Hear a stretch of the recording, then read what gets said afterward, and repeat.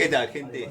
Bueno, acá con mi sobrino trabajando, haciendo tareas de albañilería. Tengo varios contenidos hechos, ya grabados obviamente, en otra vivienda. Estoy esperando para liberarlos por algunas cuestiones nada más.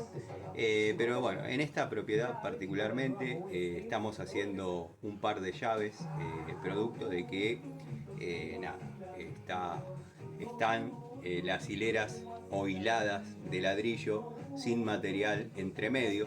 Muchos dirán, está así desde el año 50, ¿qué puede pasar? Bueno, al cliente le molesta que pase la luz y le preocupa, entonces me llamó para hacer esta tarea.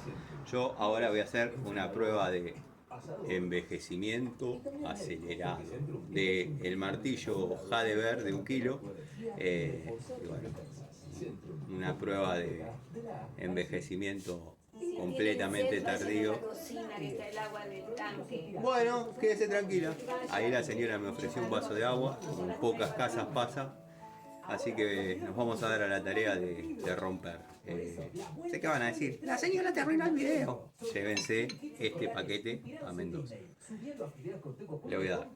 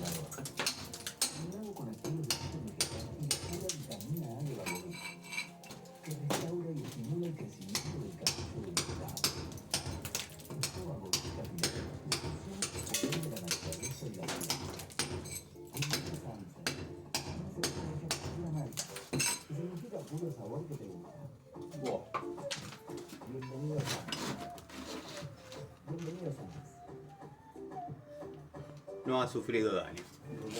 Ahora mi sobrino les va a mostrar la luz que se ve del otro lado para, bueno, certificar lo que les estoy diciendo y que no digan, ¡sos un engañador de señores!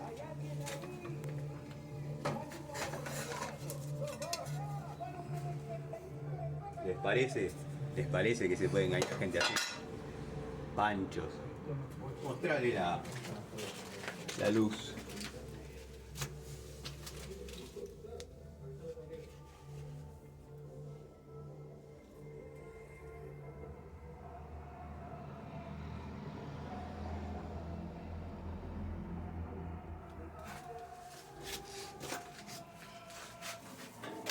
Sigan viendo.